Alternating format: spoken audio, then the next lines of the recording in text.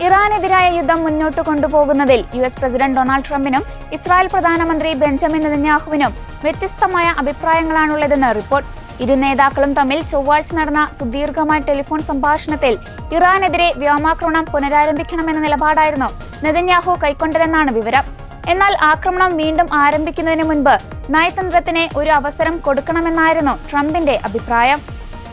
ട്രംപുമായുള്ള phone സംഭാഷണത്തിന് പിന്നാലെ Netanyahu തലയ്ക്ക് തീപിടിച്ച അവസ്ഥയിലായിരുന്നെന്ന് US മാധ്യമമായ ആക്സിയോസ് റിപ്പോർട്ട് ചെയ്യുന്നു. ഇറാന്റെ സൈനിക ശേഷിയെ ദുർബലപ്പെടുത്താനും നിർണായകമായ അടിസ്ഥാന സൗകര്യങ്ങൾ തകർത്ത് ഭരണകൂടത്തെ ദുർബലപ്പെടുത്താനുമായി വ്യോമാക്രമണങ്ങൾ പുനരാരംഭിക്കണമെന്നാണ് നെതന്യാഹുവിന്റെ നിലപാട്. മാത്രമല്ല, സമാധാന ചർച്ചയെ അത്യധികം സംശയത്തോടെയാണ് അദ്ദേഹം നോക്കിക്കാണുന്നതും. എന്നാൽ ചർച്ചകൾക്ക് അവസരം നൽകണമെന്നും അതുവഴി കരാറിലെത്തിച്ചേരാനാകുമെന്നുമാണ് ട്രംപിന്റെ നിലപാട്. അങ്ങനെ സംഭവിക്കാത്ത പക്ഷം യുദ്ധം തുടരാൻ തയ്യാറാണെന്നും ട്രംപ് അറിയിച്ചുവെന്നാണ് വിവരം.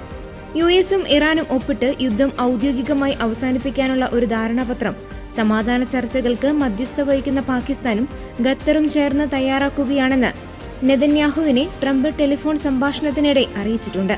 ഈ ധാരണാപത്രത്തിൽ ഒപ്പിടുന്നതിലൂടെ ചർച്ചകൾക്കായി 30 ദിവസം ലഭിക്കും. ഈ കാലയളവ് ഇറാന്റെ ആണവ പദ്ധതി, ഹോർമൂസ് കടലെടുക്ക് തുറക്കൽ തുടങ്ങിയ വിഷയങ്ങളെക്കുറിച്ചുള്ള ചർച്ചകൾക്ക് പ്രയോജനപ്പെടുത്താനാകും.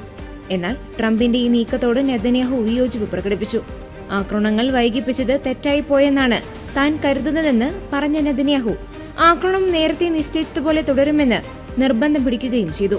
ഫോൺ സംഭാഷണത്തിന് പിന്നാലെ നെതന്യാഹുവിന് തലയ്ക്ക് തീപിടിച്ചതുപോലെ ആയിരുന്നെന്നാണ് ട്രംപിന്റെ പദ്ധതി കേട്ടതിന് പിന്നാലെയുള്ള അദ്ദേഹത്തെ പ്രതികരണത്തെക്കുറിച്ച് ഒരു ഉദ്യോഗസ്ഥൻ പ്രതികരിച്ചത്.